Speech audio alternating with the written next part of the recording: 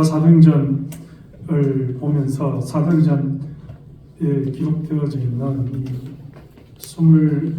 28장의 말씀들, 사도행전 20장, 21장에 있는 사도 바울의 고별의 설교나 당부의 말씀들을 보면 정말 사도 바울의 믿음이 대단하다. 또 사도 바울이 이 사도행전 후반부에 보여주고 있는 복음을 향한 열정들을 이렇게 보면서 참 감동적으로 이렇게 마음에 받아들였습니다. 제가 전에도 말씀을 드렸다시피 그러나 그 이후로 사도 바울이 이 예루살렘에서 체포가 되어서 대제사장들 앞에 신문을 받고 또 천부장 루시아에 의해서 가이사랴 빌립보에 옮겨지고 또 우리가 잘 아는 대로 지금 이 말씀 속에 있는 벨릭스와 베스도와 또 오늘 이제 보게 되는 아그리파 왕 아그리파 2세에 의해서 신문을 당하고 그 감옥 속에서 있는 2년의 시간은 어떻게 보면 굉장히 답답하고 또 어떻게 보면 바울의 그 복음의 계획대로 진도가 나아가지 아니하고 또 어떻게 보면 이 사도행전의 결론이 과연 이 중간 단계에서 어떻게 정체가 되고 침체가 되는 것 같은 그런 느낌을 받을 때에 사도행전 24장, 25장, 26장은 굉장히 답답한 구간이고 또 이 말씀이 과연 어떻게 앞으로 진행되어져 가는가라는 것을 볼 때에 참 하나님의 뜻대로 이렇게 빨리 활성화가 되지 아니하는 그런 부분이 있기 때문에 이 부분이 참 말씀을 전하기도 어렵고 또 받아들이기도 쉽지 않고 또 이 말씀 속에서 과연 하나님의 역사가 이렇게 더디 일어나야 될 이유가 무엇일까 하는 의문이 있는 그런 구간이 사도행전 24, 25, 26 이런 부분이다. 제가 지난번에 말씀을 드린 바가 있습니다.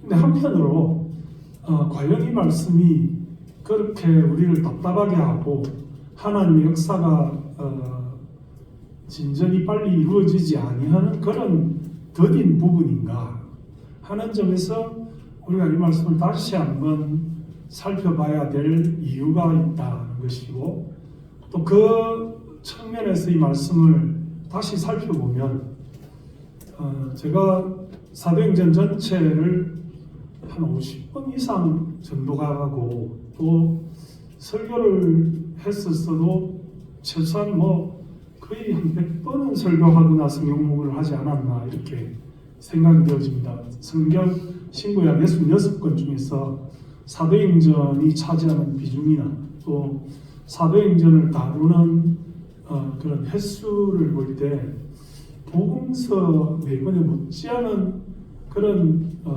많은 횟수에 걸쳐서 이 사도행전을 보고 또 사도행전 자체가 사도 바울의 그 서신서들과 연관성을 미루어 보아서는 참 중요한 성경이고 참 많이 본 성경이고 또 볼 때마다 느끼는 점이 있는 그런 성경인데 여러분들에게 설교를 하기 위해서 이번에 이제 다시 정독을 하고 단계대로 이렇게 장별로 이렇게 나아가면서 제가 큰 깨달음을 얻었다는 것이고 또 그 깨달음을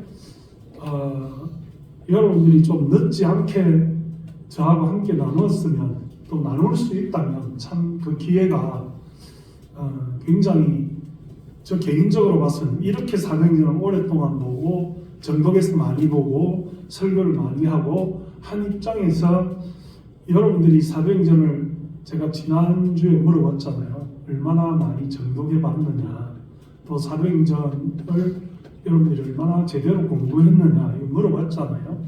여러분들의 대답이 사도행전을 제대로 정독하고 제대로 공부한 사람이 여러분들 전체 중에 한 2-3명? 3-4명? 이 정도 물론 표현을 안 하신 분들도 계시겠습니다만 그런 정도였다는 것을 볼 때 참 사도행전 오늘 25장이 우리에게 주는 의미가 굉장히 클 것이다.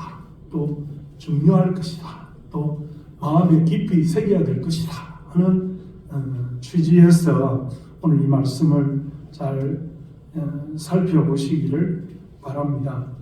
사람들이 사람들과 만나서 관계를 가지는 이런 그 관계 속에서 반드시 일어나는 하나의 사건이 있다면 어떤 일이겠습니까?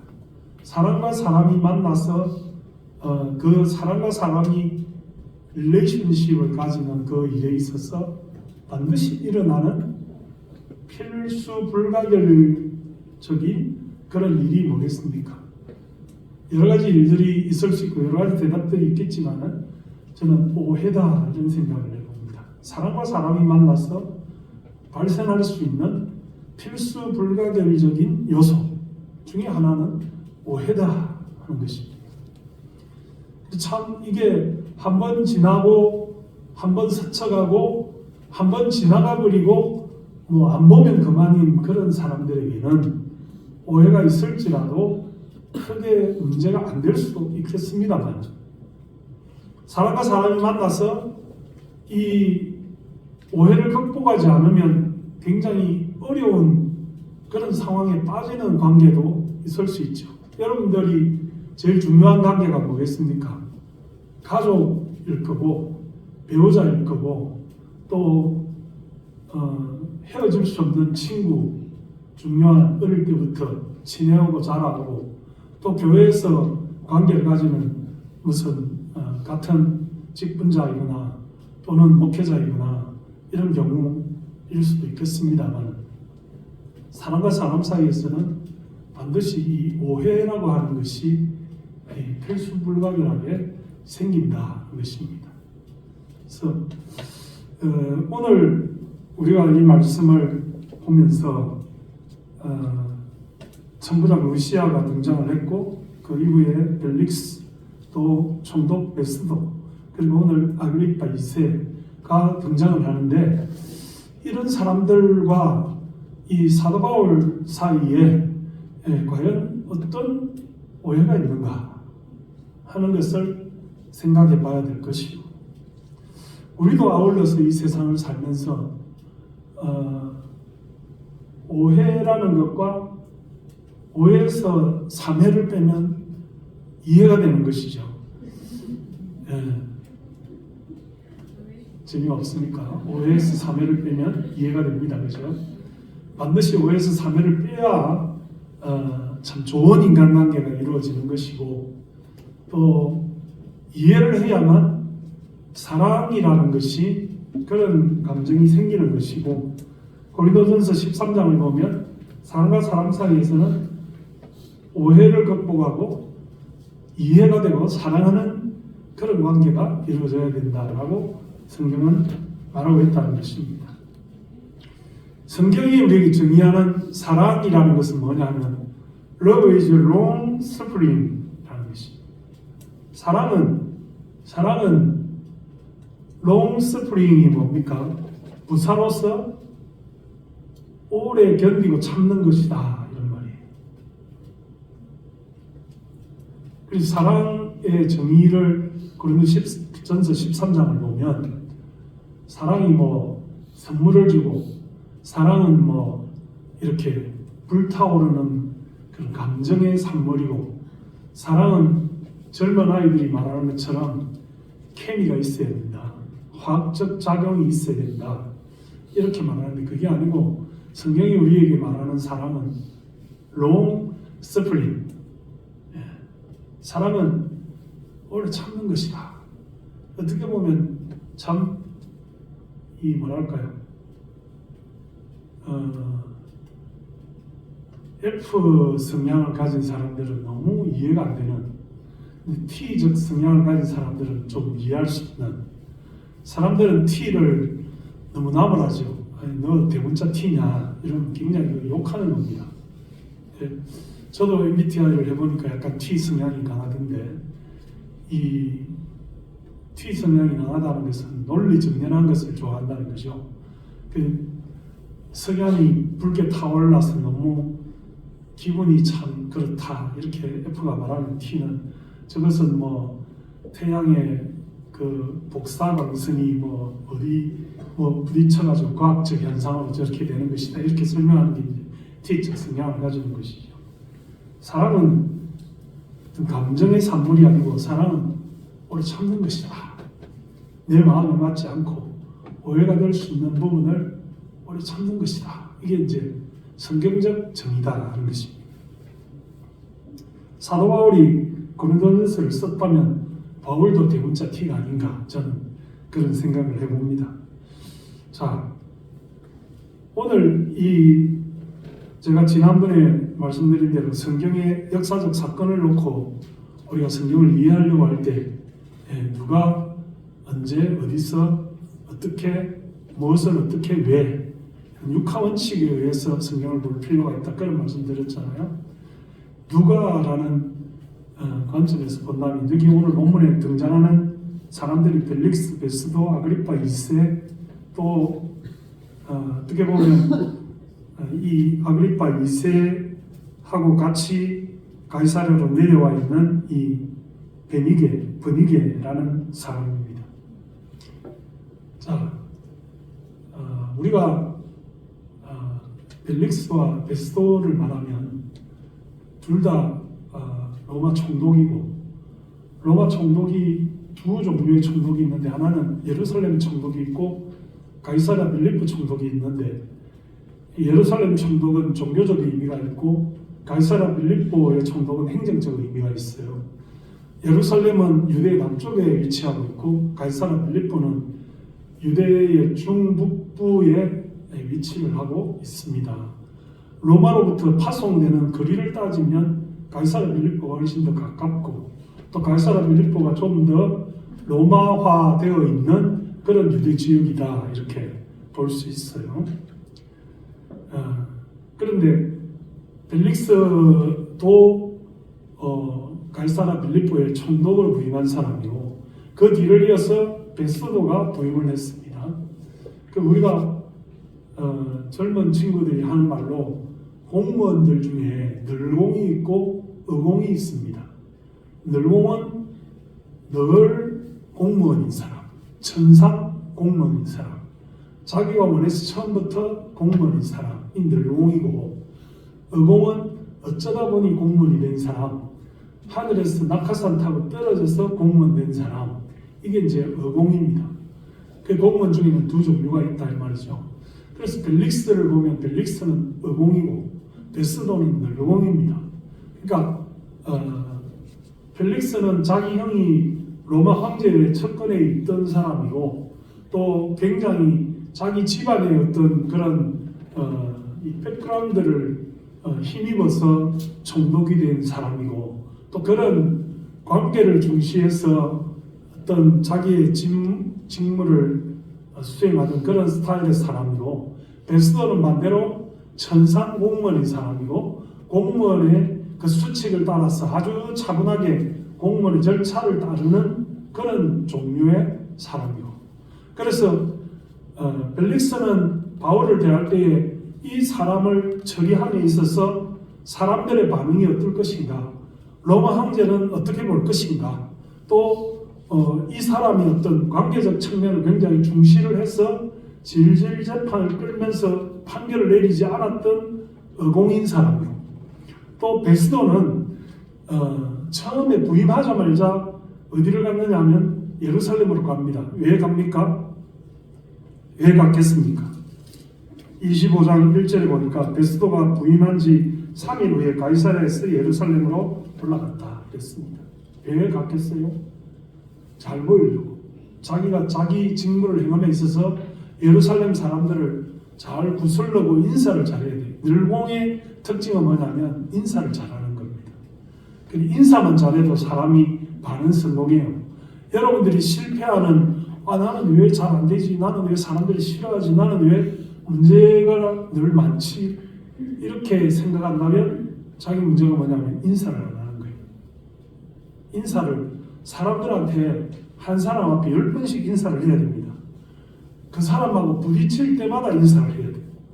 근데 사람들은 뭐냐면 한 번만 인사 안 해도 인사 안 한다고 그럽니다. 인사 안 하면 그 사람이 아무리 좋은 의도를 가지고 있어도 그 사람을 나쁘게 보고 안 좋게 봅니다. 그래서 인사를 잘하고 예의를 갖추고 이렇게 하는 것이 사람이 살아가는 데 있어서 굉장히 중요한 역할을 합니다.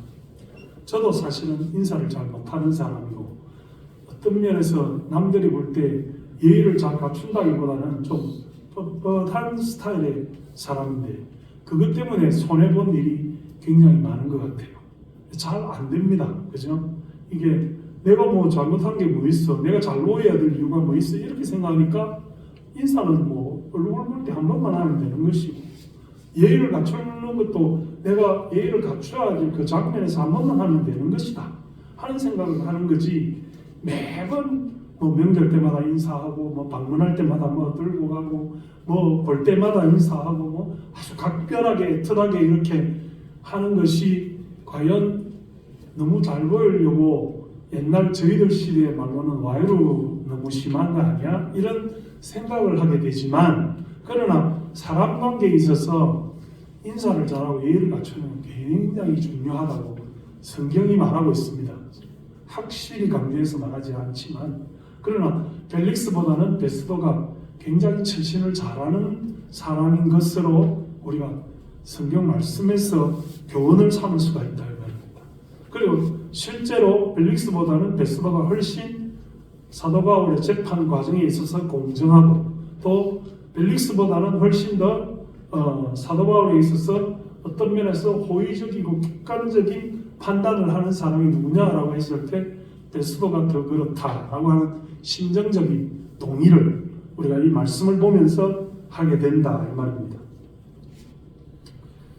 그런데 한편으로는 오늘 우리가 읽은 본문에는 아그리파 2세라고 하는 사람이 등장하는데 이 사람은 도대체 누구냐 하는 것입니다. 이 사람은 헤롯 그레이트의 손자입니다.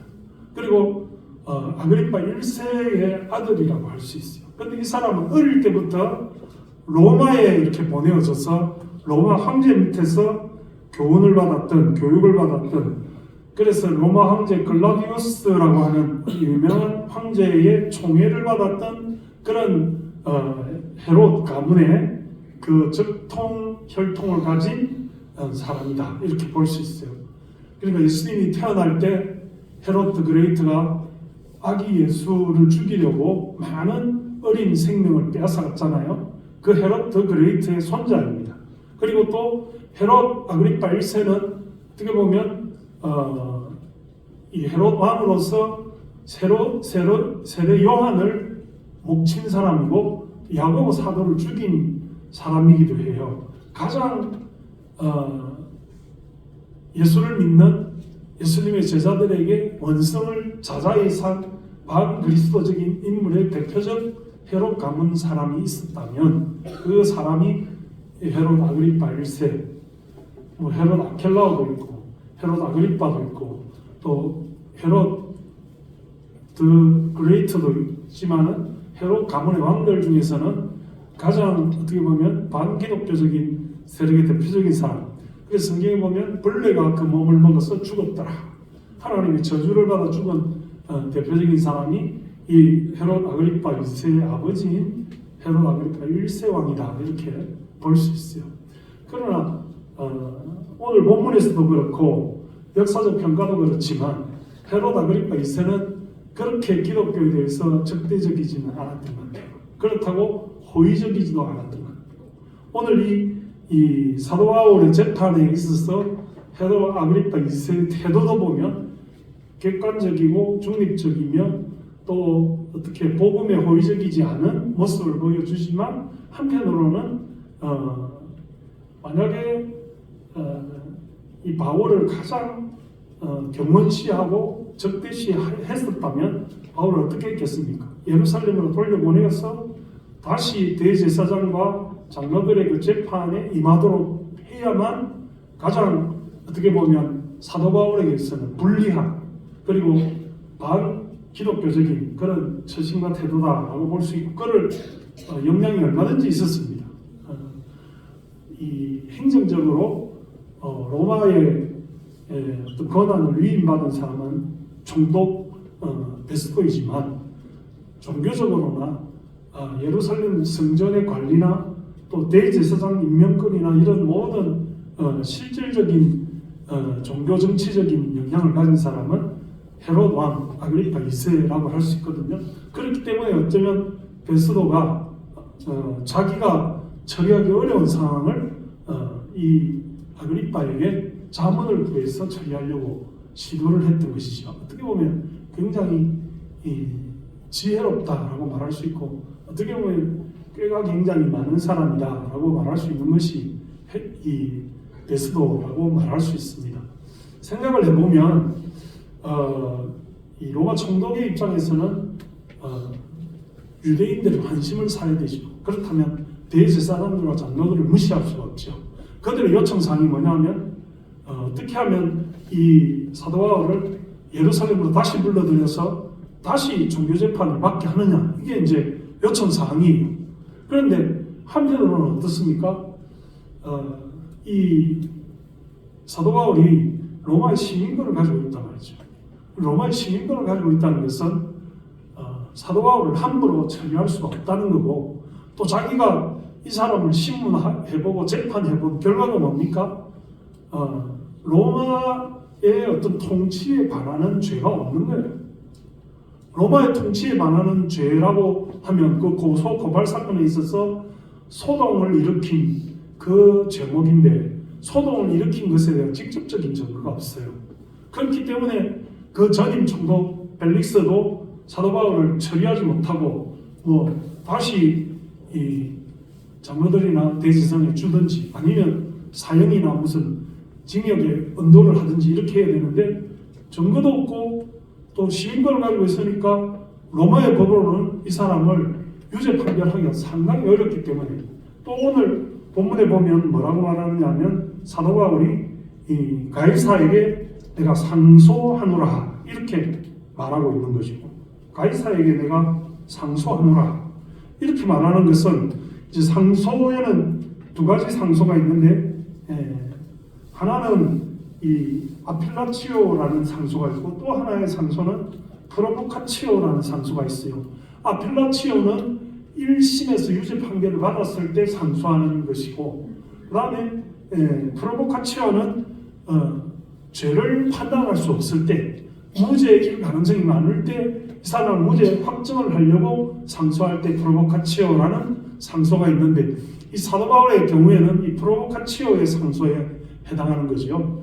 그렇기 때문에 이 로마의 시민권을 가지고 있는 사도 바울을 함부로 정지하기가 총독의 입장에서는 어렵다는 거죠. 어떻게 보면 가이사가 너 왜 로마 시민권을 가진 사람을 함부로 처리했어 이렇게 말한다면 아주 곤란한 입장에 놓이고, 또 사실은 가이사에게 보내기도 이 사람이 무슨 죄가 있는데 나에게 보내서 황제의 재판을 받게 하느냐, 이렇게 사실은 공격에 빠질 수 있는 그런 상황이기 때문에 이러지도 못하고 저러지도 못하면서 전임자가 또 보류했던 문제니까 후임자가 그것을 함부로 하기가 어려운 그런 상황이었기에 이 이스라엘의 실정왕이라고 할 수 있는 오늘 이 본문에 등장하고 있는 로마 왕 아그리파 2세의 조언을 들어서 최종적인 판결을 하려고 그 상황에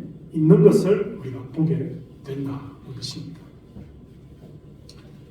그 다음에 언제, 그래서 결국 2년 이상의 시간이 지나갑니다. 2년 6개월 정도의 시간이 지나가는데, 사도 바울의 이런 재판권 하나를 놓고 2년 6개월을 끌 이유가 사실은 전혀 없습니다. 상당히 오랜 시간 재판을 끌고 있는 거죠. 왜 이런 사건이 벌어졌느냐, 제가 처음에도 말씀을 드렸다시피 너무 더디고 너무 반복적이고 너무 하나님의 플랜의 시간이 안 간다는 점에서 답답한 구간이 돼서 사경전에서 그런 말씀드렸죠.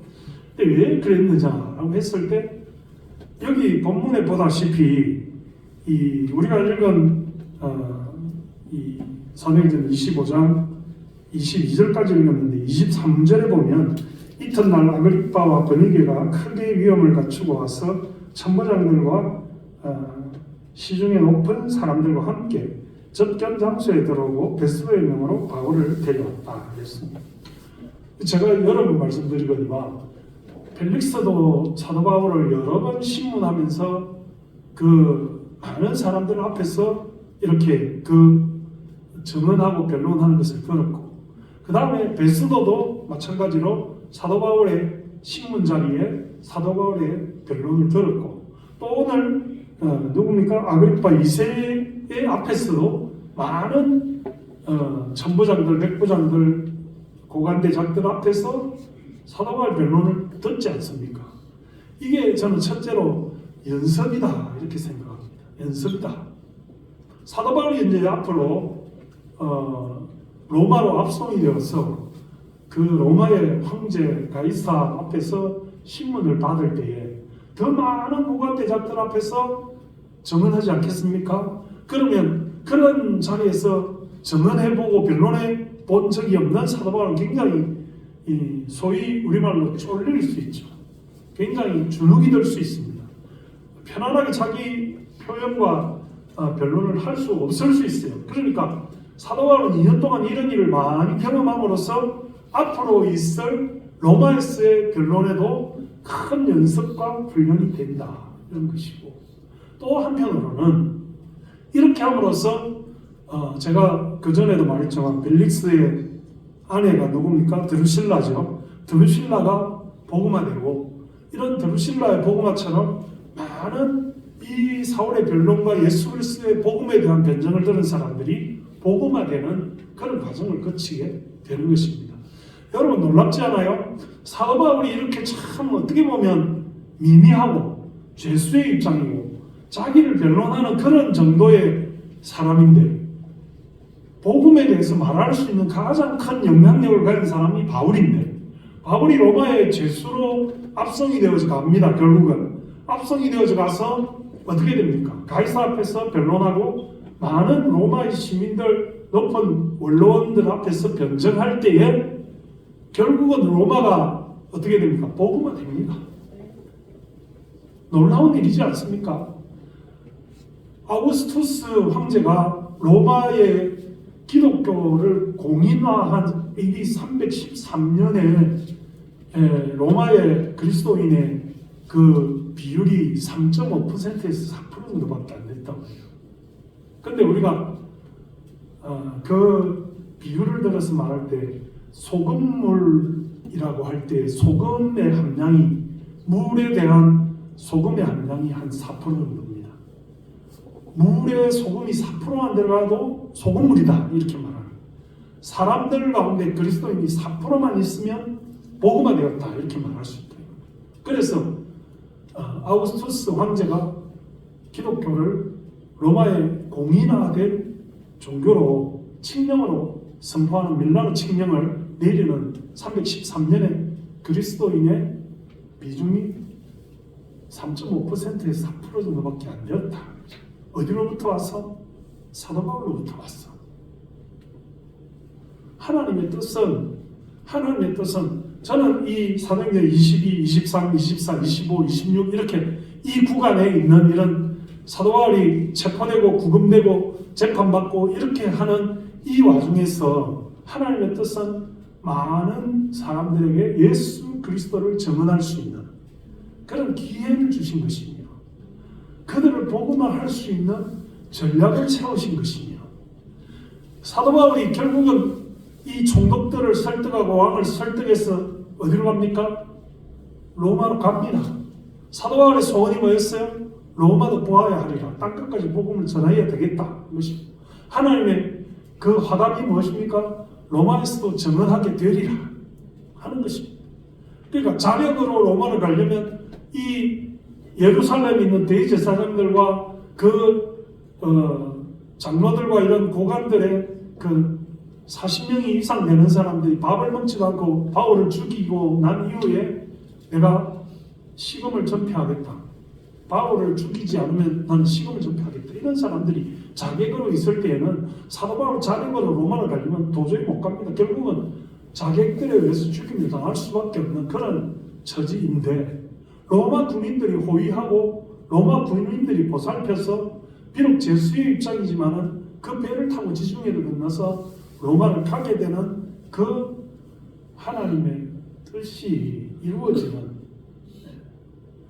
고관대적들에게 복음을 전하고 그들을 복음화하고 또 가이사 앞에서 증거할 수 있는 훈련과 연습을 하면서 결국은 하나님의 뜻대로 로마를 향해서 갈 수 있는 그런 모든 계획들이 이루어지는 그 과정이 오늘 이 언제 또 가이사라 빌립보라고 하는 이 지역 어디서 라고 하는 이런 하나님의 뜻을 만족해 하는 그런 놀라운 하나님의 플랜이 이 말씀 가운데 있더라 하는 것입니다. 또 한편으로는 이 사도 바울의 심리의 중요한 문제가 19절을 보면 원고들의 고소고발이 오직 자기들의 종교와 또는 예수라 하는 이가 죽은 것을 살아있다고 바울이 주장하는 그 일에 관한 문제.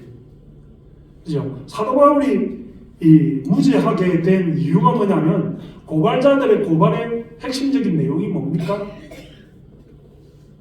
예수 그리스도가 살아있다. 자기들의 종교와 반해서 예수라 하는 이가 죽은 자들 가운데 살아있다. 부활이죠. 그러니까 결국은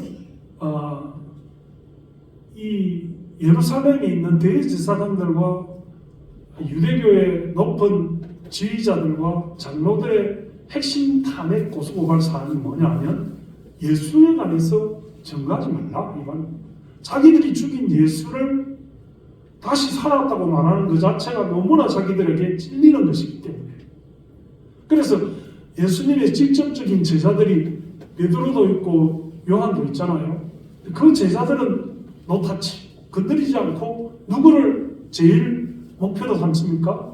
바울을 목표로 삼는 이유가 바울이 살아있는 예수를 증거하면서 온 갈라디아와 온 에베소와 온 소아시아와 온 아테네에 이르기까지 복음을 전하니까 견딜 수가 없는 거예요. 지금 사도 바울이 구속되어져 있는 상황 가운데서 제가 짐작하는 것은 수많은 그 지역 교회에 있는 사람들이 탄원을 하지 않았겠나. 사도 바울은 죄가 없다. 그를 풀어달라. 이렇게 탄원하고 예루살렘에 있는 대제사장들과 장로들은 사도 바울을 죽여야 된다 하고 고소고발을 계속하고 그죠? 그래서 25장 1, 2절에 보면 이 베스도가 예루살렘에 올라갔을 때 대제사장과 유대인들 중에 높은 사람들이 바울을 고소해가지고 베스도의 호의로 바울을 예루살렘으로 옮기기를 청했다. 2년이 지났는데도 계속해서 바울을 죽이려고 하는 음모가 그치지 않는 이런 모습들을 보여주고 있는 것이다. 하는 것입니다. 이게 뭐냐면 예수님을 죽인 세력들의 본질과 예수님이 다시 살았다라고 하는 부활된 예수 그리스도의 그 복음이 부딪히고 있는 거예요.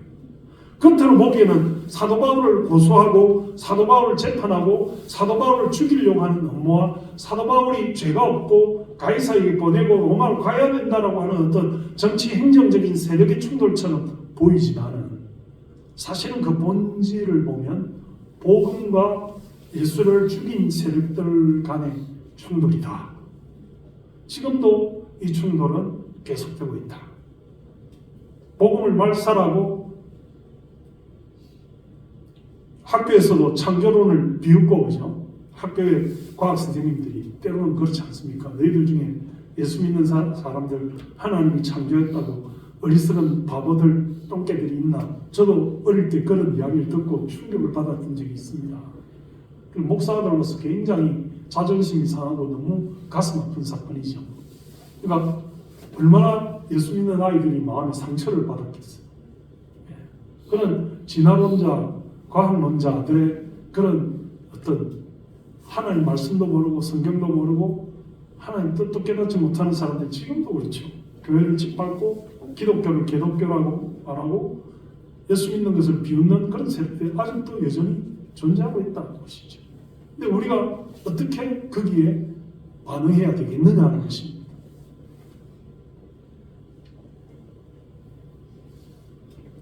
사랑하는 성도 여러분, 우리가 하나님 앞에 하나님의 뜻이라고 하는 것은 우리가 상상하고 예측하고 생각할 수 없는 것입니다. 여기에서 벌어지고 있는 이런 여러 가지 역사적인 사건들이 말이죠. 하나님은 반드시 하나님의 뜻을 어떻게 말하는지 간에 이 벨릭스가 어떻고 베스도가 어떻고 아그리파 2세가 어떻든지 간에 하나님은 그 뜻을 이루어 가시는 하나님이시다. 세상의 권세가 무지막지하고 세상의 권력이 압도적인 것 같지만 그러나 더 분명한 것은 하나님이 어떤 경우에라도 하나님의 뜻을 이루어 가십니다. 뜻을 이루어 가십니다. 그래서 여러분들이 세상을 바라보고 살아갈 때 우리는 1만 달란트의 은혜를 가진 사람입니다. 100데나리온어치 고난을 가지고 덤벼드는 사람들을 너무 힘들게 어렵게 그렇게 받아들이지 마라. 우리가 세상을 살면서 여러분들이 기도하는 것도 100데나리온짜리 기도가 얼마나 많습니까? 아프지 않게 해주소서, 돈 많이 벌게 해주소서, 자식 잘 되게 해주소서, 내가 건강할 수 있도록 해주소서.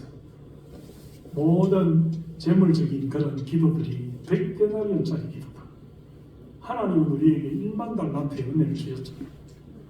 하나님은 우리에게 부활의 예수 그리스도를 주셨잖아요. 사도 바울은 지금 그것을 증언하고 있잖아요.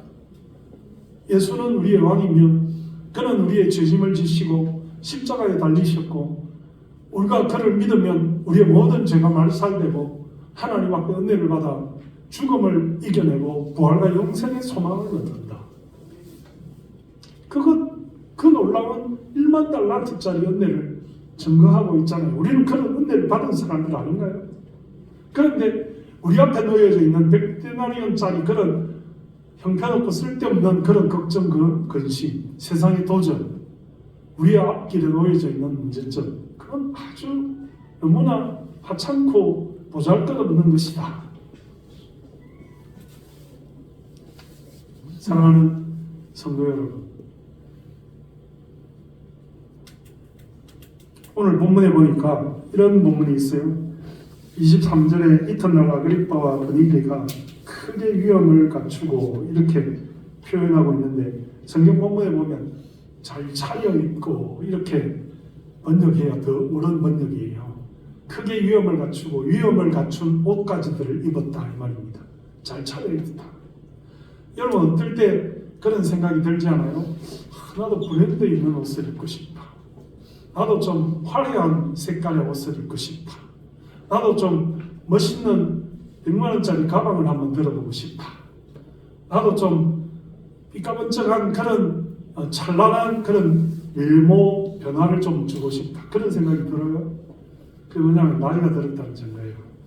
나이가 들면 그런 생각이 드는 것 같아요. 저도 50대, 40대 때 그런 생각 1도 안 했는데 갑자기 60대가 되니까 60대가 됐는지 내가 잘 모르겠는데 나이가 좀 드니까 좀 이런 좀 멋있는 나도 좀 이렇게 좀 하고 싶다. 옛날에는 상표가 보이는 듯 안 보이는 거 이런 게 이뻤는데 요새는 크게 번쩍번쩍 빛나는 상표가 더 좋더라고요. 그게 뭐냐면 나이가 들었다 그 말이에요. 우리가 인생이라는 게 참 하찮고 보잘것없지 않아요? 그렇잖아요.